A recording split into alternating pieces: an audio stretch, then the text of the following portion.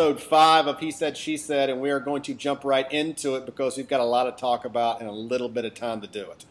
So, just to recap, what's up, Laura? How you doing, by the way? I'm excellent. How are you doing? Good. I'm doing fantastic. Happy Labor Day to you. Thank you. So, from last week, just to recap, so here's a recap of what we talked about last week. So, do you think that when the final chapter closed and they rolled off into the sunset together, it gave women in bad relationships, because there seems to be the premise out there that really the women in the bad relationships and the bad marriages were out buying this stuff, right? Do you think it gives them a false sense of hope that they too can fix their man? That's the question. You can. So, interestingly enough, I did pose this question, to a few women who I know have read the book, and I actually did quite a bit of thinking about this. So, I don't know that I have an answer, but I do have some thoughts, because when I thought about like that, what you were saying, the hope that they could drag Demented, that she could drag him, into being or change him into what she wanted. I think what she really wanted is that she could drag him out of the bondage, and I'm just going to go exaggerated here. Okay. The bondage of his own troubled past. She was trying to save him. Trying to save him. I personally, from all 3 books, felt that she was the stronger and more dominant of the 2 individuals. And back up. Why do you think that? She had all the power, first of all. In all of the sexual nature of the book, she had all the power. She had the power to stop anything at any given time. She had the power to sign or not sign the contract. She had the power to crumble him, which she did at certain moments. She crushed him at certain moments. But people, I think, really do believe that, like, oh my God, he had all the power because he was this dominant, demented, sexual predator. I don't think that's actually the case. I think he truly is a victim of his own life, and certainly applied his masculinity in a way that those of us who are strongly feminine would not allow. That's okay. So I don't even know where to start on this. I read the books that I was able to scan over. I obviously zeroed in on some of the more juicy sex scenes, right? Didn't look to me like she had any power at all as he was beating the shit out of her. Now, you can make the argument that she was letting him do that, right? So she was, in essence, humiliating herself. I don't necessarily agree, though, that that's her having, quote-unquote, all the power. She was giving in. He made some demands, right? Now, clearly, there were boundaries that she said no, yes, no, yes. And I know that the big overarching deal with this was that she never signed the contract, right? Okay, we all know that. Fine, whatever. However, it was an implied contract, right? Again, we have to remember this is a gross exaggeration of what's out there, and I think that's what skews everyone. I think people are trying to fit reality into this total fantasy book, this total fiction. But yes, it was an implied contract, but it was also one where she kept changing her own boundaries. That was her choice. Right. So good, bad, or the ugly, however she felt about it, was her choice and her consequence. But she also, by book 3, she is going far deeper with him about how truly fucked up his past is. Truly and completely, like, bizarre and out of control. And that's where she kind of steps into, listen, you can play hardball with me in the playroom, but this is really, I really get what's going on here. And I think it did shift over the course of time. And I think it actually, I know you're going to say I'm crazy and I'm okay with that. But I think it empowered women in some regard. In what way? How were they empowered? I think in part there was a sexual empowerment. I do think there was a little bit. Meaning that after reading their exploits, they felt like they had the green light to do that thing that themselves? Perhaps. Okay. Perhaps a little bit. Like I said, there's everybody has their line, and and we all know, whether we want to admit it or not, that when you've crossed one line, it becomes easier to cross another one. When a boundary is broken, ask anyone who when there's been infidelity. It starts with a kiss. It starts with a little touch. It starts with a sexting text. And every boundary, it makes it easier to cross the next boundary. That should be our next topic, because I totally disagree with that. Let me read you what I wrote here real fast, and maybe that'll put it up a little bit better, okay? Okay. And if you remember from last week, I talked about how one of my friends said that the reason why she thought, and she had read all 3 books, she thought that they were so popular was because it did give women a false sense of hope, that if Anastasia could change someone as screwed up as Christian, there was hope for all of us. So this is what I said. I said, because I have to believe there is a hard truth in my friend's rationale for the book's popularity. Let's be real. Isn't that what fantasy is all about anyway? The romanticized fulfillment of an unmet reality?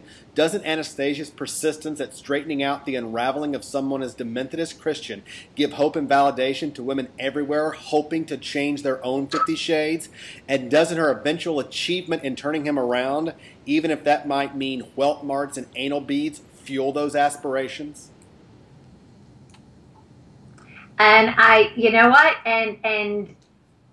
And I do, but the difference that I think, that the way that I feel, is that it's the aspiration not to change him into just anything or just being what I want.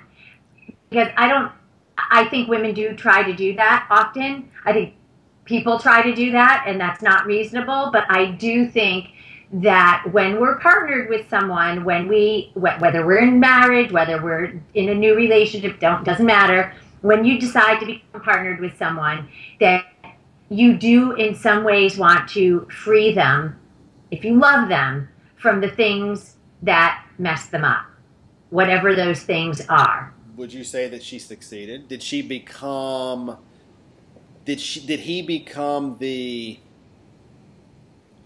more palatable Christian? Meaning, was he a little easier to digest after she whittled away at him for 3 books? She didn't bring him into the light. She got him from the darkness into some shade, right? Totally, but she also wanted that shade. She also started to want some of that shade. She did. She didn't want it to all go away. So she didn't. She liked the humiliation. It was part. She liked the vulnerability. She did. She liked the vulnerability. And I think, and this we should definitely talk about at some point, she liked the masculinity of it. I'm not suggesting, let me be super duper ultimate here, that I am not suggesting that dominance sexually equals masculinity. That I'm not saying. But I think there was an element for her of being vulnerable and also being safe at the same time with him, because I think she did feel and was in control, that it would only go as far as she wanted. So she didn't want him brought fully into the light either. Here's the last thing that I have to ask her, and I think this will carry us out, because this is something that I've really thought a lot about. I have a daughter that's 10 years old. Okay? Mm-hmm. And if she had been a little bit older, okay, and let me just say this. What does the mother say who's reading these books to their teenage daughter? How do you have that conversation? Because let's be honest, Laura, At some point, we have to stop the argument, well, I'm an adult, I can do things you can't do. That is such a line of bullshit. I cannot stand it, especially to a teenager, okay? Because they can just go get it on Kindle and read it. Right, of course. What does it say, and how does that mom, if she does at all, address that with her teenage daughter? Because I got to be honest. Even in my wildest dreams, I could not imagine having my 10-year-old at some point in the future ever wanting to put that into her mind. I just wouldn't. So if I'm a mom, so I'm not. Or a dad. Well, I guess if some dads were reading it, yes, but that is, he needs to have his man card immediately revoked, all right, and he gets kicked off the team, okay? How does the mom have that conversation? Because I know of examples of women who read the books and now their 17-year-old daughters are reading them. Mm-hmm. What? How do you deal with that? Say about that conversation about the book is that it has to be talked about head on.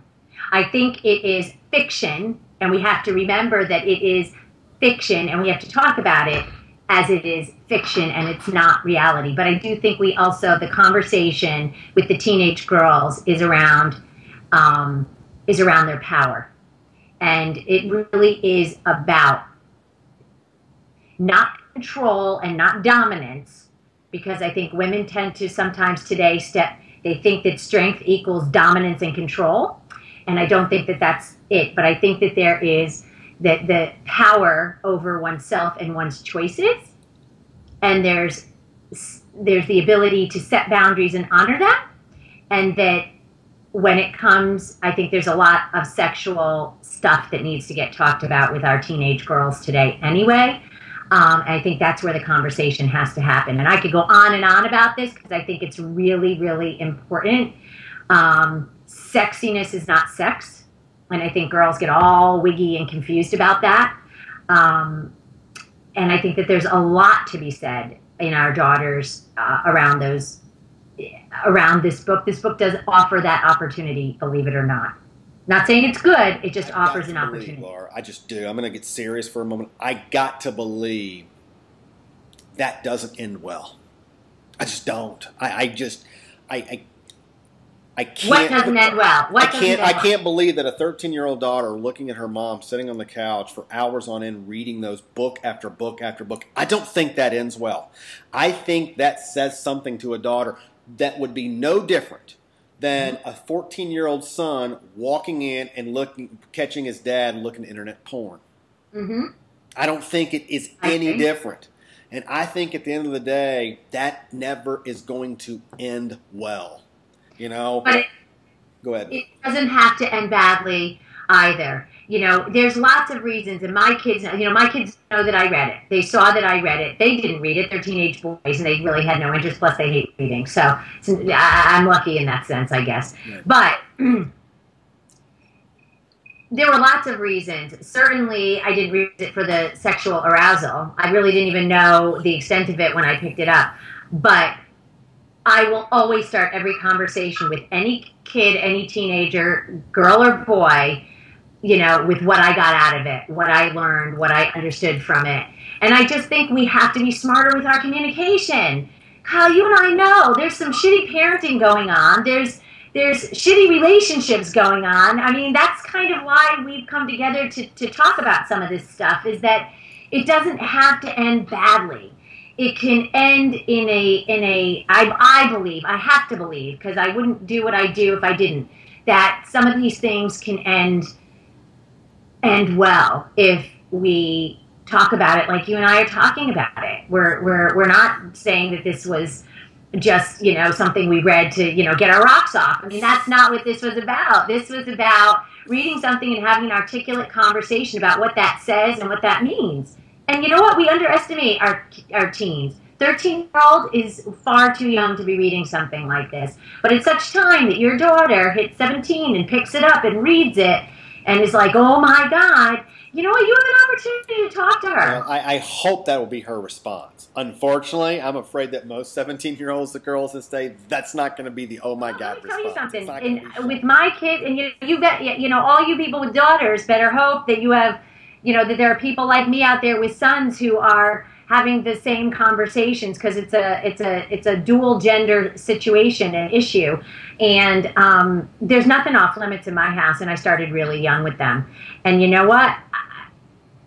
I have to say, I'm always shocked to find parents who are so uncomfortable themselves with it. They're totally uncomfortable reading the book, so how the hell are they going to have a comfortable conversation with their kid? Yeah. We have to get comfortable with this. Well, yes. Wow. Yes, you got off. Boy, you went off on a tangent there, Laura. I haven't seen you so passionate in a while. I do. I feel really strongly about this stuff, because I do think that it's about power. And not in a bad way, power. I don't mean power tripping power. I mean, it is about the fact that especially girls and women, and you have a daughter, but especially girls and women don't know how to exert that. They're so afraid that they're not going to be loved, and they're not going to be accepted if they step into that. And that's where all the trouble begins. I want to talk next week about something particular. Okay. And I want to talk about dating with a purpose. Okay. Particularly finding someone. I'm sure you've met friends, whether it be girlfriends or guy friends or whatever, that have said to you, there's no one good out there anymore. All the good ones are gone. Right? All the time. Every day. To the question that I always ask, what exactly are you looking for? So I wrote an article, and I just posted it today. Ooh, it's called Dating on Purpose and Checking It Twice. That's the title. All right. So if you guys are following this, read that, come back next week, and that's what we're going to be talking about. We're going to be talking about, this is to all those people who say to me, and I'm just like say to you, all the good ones are gone. What a load of shit. I agree. We can totally agree on that, because I meet the good ones all the time. Right. All right. So, well, I'll see you in 2 weeks. I'm going to be in Monterey, California next week, living it up and acting like a movie star. So I'll talk to you in 2 weeks. Have a wonderful week. Tell Drew I said hello. We'll see you soon. I will. We'll miss you. We'll miss you. Have a great time. All right. Bye, everybody. Bye.